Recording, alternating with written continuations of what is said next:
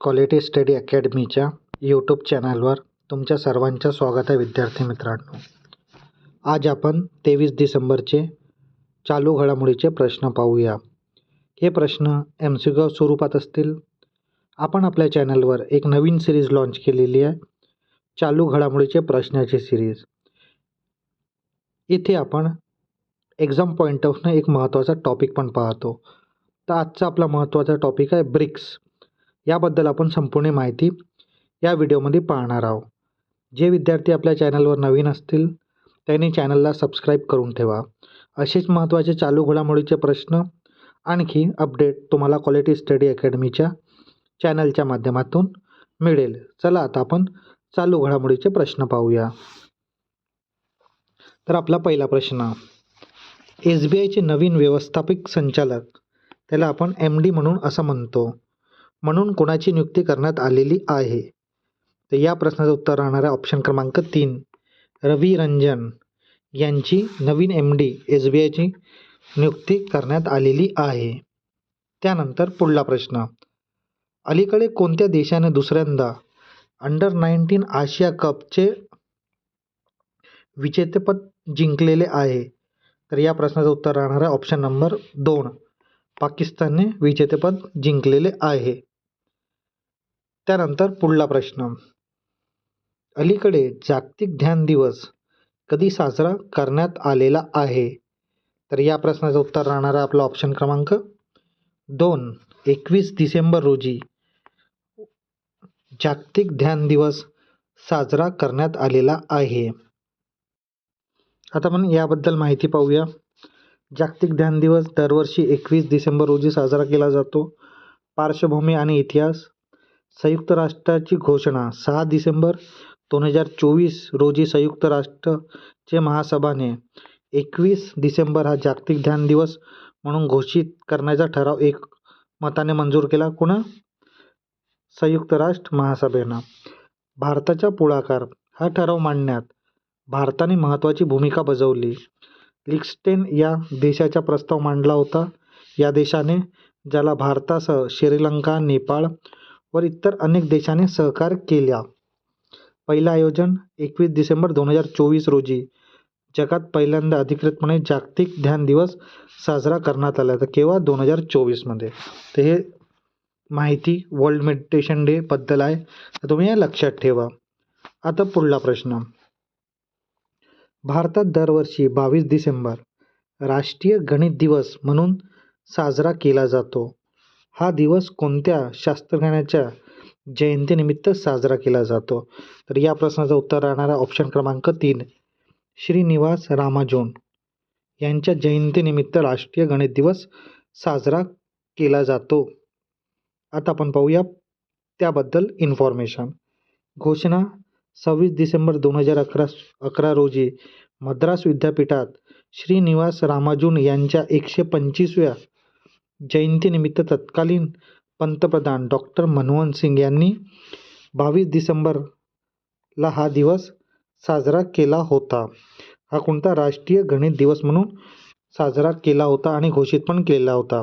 पहिलं आयोजन केव्हा करण्यात आलं?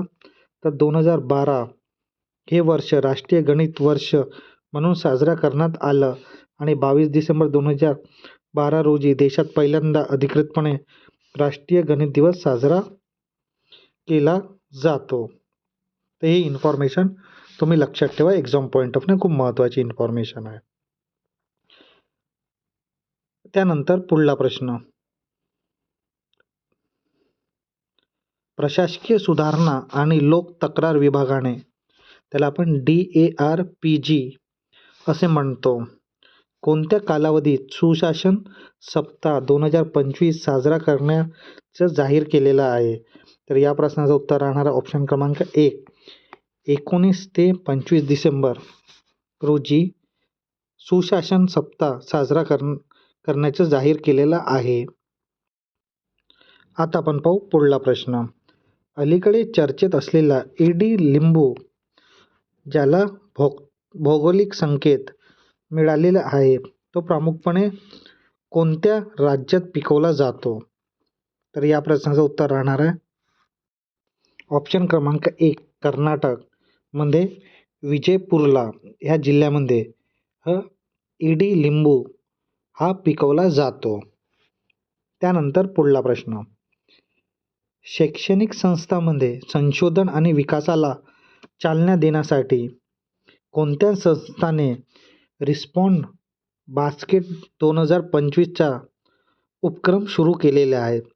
तर या प्रश्नाचं उत्तर राहणार आहे ऑप्शन क्रमांक 2, इस्रोने रिस्पॉन्ड बास्केट 2025 हा उपक्रम सुरू केलेला आहे. त्यानंतर पुढला प्रश्न, भारतातील पहिलं झेंझी पासपोर्ट ऑफिस कोणत्या ठिकाणी सुरू करण्यात आलेलं आहे? तर या प्रश्नाचं उत्तर राहणार आहे ऑप्शन क्रमांक 1, एम्स विजयपूर येथे झेंझी पासपोर्ट सुरू करण्यात आलेला आहे. हे कुठे आहे? तर हे जम्मू अँड काश्मीरमध्ये आहे. त्यानंतर पुढला प्रश्न, हेनली अँड पार्टनर्स अनुसार 2025मध्ये गुंतवणूकदारांसाठी जगातला सर्वात मजबूत देश कोणता ठरलेला आहे? तर या प्रश्नाचं उत्तर राहणार आहे ऑप्शन क्रमांक 2, स्वित्झर्लंड. आता विद्यार्थी मित्रांनो, आपण आपल्या चालू घडामोडीच्या प्रश्नामध्ये च्या सिरीजमध्ये एक महत्त्वाचा टॉपिक पाहतो. आजचा आपला महत्त्वाचा टॉपिक आहे ब्रिक्स. हा एक्झाम पॉईंट ऑफ व्ह्यू खूप महत्त्वाचा टॉपिक आहे. तुम्हाला येणाऱ्या काळामध्ये याबद्दल information exam point of view विचारू शकते. तर ही इन्फॉर्मेशन तुम्ही लक्षात ठेवा. सर्वात आधी ब्रिक्स 2026चे अध्यक्षपद भारताकडे आहे. दिनांक 1 जानेवारी 2026 पासून 18वे ब्रिक्स शिखर संमेलन भारतात होणार आहे. हा हस्तांतरण ब्राझीलकडून भारताला आलेला आहे. 17वी ब्रिक्स शिखर संमेलन कुठे झालेली होती? तर ब्राझीलमध्ये झालेली होती. ब्रिक्सची स्थापना 2006 मध्ये झालेली होती. ब्रिक्स 2011मध्ये ब्रिक्समध्ये दक्षिण आफ्रिका सामील झालेला होता. सध्या ब्रिक्समध्ये किती देश आहेत? तर 11 देश आहेत. ब्रिक्स हा जगातला 45% प्लस GDPच्या 50% लोकसंख्या एवढा ब्रिक्सचा वाटा आहे जगामध्ये. आता आपण ब्रिक्सबद्दल काही माहिती पाहूया आणखी. ब्रिक्स हे जगातील 5 प्रमुख उद्योन्मुख अर्थव्यवस्था इमर्जिंग इकॉनॉमिकची एक महत्त्वपूर्ण संघटना आहे. ब्रिक्स हे नाव 5 सदस्य देशाच्या नावानं पहिल्या अक्षरावरून तयार झालेलं आहे. B for Brazil, R for Russia, I for India, C for China, S for south Africa. इतिहास आणि स्थापना संकल्पना 2001 मध्ये गोल्डमॅन सॅकचे अर्थतज्ञ जिम ओ नील यांनी ब्रिक्स ही संकल्पना मांडली होती. पहिली बैठक केव्हा झाली होती? 2006 मध्ये. या देशाच्या परराष्ट्र मंत्र्यांनी पहिली बैठक झालेली होती. पहिली शिखर परिषद 16 जून 2009 रोजी रशियाच्या एकतेरिंगबर्ग इथे पहिली औपचारिक शिखर परिषद पार पडलेली होती. दक्षिण आफ्रिकेचा प्रवेश सुरुवातीला हा गट फक्त ब्रिक होता. 2010 मध्ये दक्षिण आफ्रिका यात सामील झाला आणि त्याचं नाव ब्रिक्स असं झालं. मुख्य उद्दिष्ट देशांमध्ये आर्थिक व्यापार सहकार वाढवणं, जागतिक राजकारणात आणि अर्थव्यवस्थेत पाश्चिमात्य देशाचे उदाहरण अमेरिका और युरोपचा प्रभाव कमी करणं, विकसनशील देशाच्या हिताचं संरक्षण करणं, शांतता, सुरक्षा आणि विकासासाठी एकमेकांना मदत करणं. ब्रिक्सची महत्त्वाची संस्था ही न्यू डेव्हलपमेंट बँकची स्थापना ब्रिक्सने केव्हा केली? 2014च्या फोर्टालिझा ब्राझील शिखर परिषद या बँकेची स्थापनेचा निर्णय झाला. मुख्यालय कुठे आहे न्यू डेव्हलपमेंट बँकचा? तर शंघाई, चीन. उद्देश सदस्य देशांमध्ये पायाभूत सुविधा आणि शाश्वत विकासासाठी प्रकल्पाचे कर्ज पुरवठा करणे. याला आपण ब्रिक्स बँक असे म्हणतो. कोणाला? न्यू डेव्हलपमेंट बँकला. ब्रिक्सचे महत्त्व जागतिक स्तरावर जगाच्या एकूण लोकसंख्येपैकी सुमारे 42% लोकसंख्या या देशामध्ये राहते. जागतिक GDP मध्ये या देशांचा वाटा सुमारे 27% आहे आणि जगाच्या एकूण जमिनीपैकी 30% क्षेत्र या 5 देशाकडे आहे. तर ही ब्रिक्सबद्दल महत्त्वाची माहिती. त्यानंतर नवीन विस्तार. ब्रिक्स 2024मध्ये 1 जानेवारी 2024 पासून ब्रिक्समध्ये नवीन देशाचा समावेश झाला, ज्यामुळे ही संघटना आता अधिक शक्तिशाली झाली.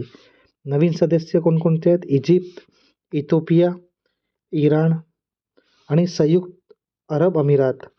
सौदी अरेबिया अद्याप सामील होणारा अंतिम निर्णय घेतलेला नाही, तर अर्जेंटिनानं सामील होण्यासाठी नकार दिलेला आहे.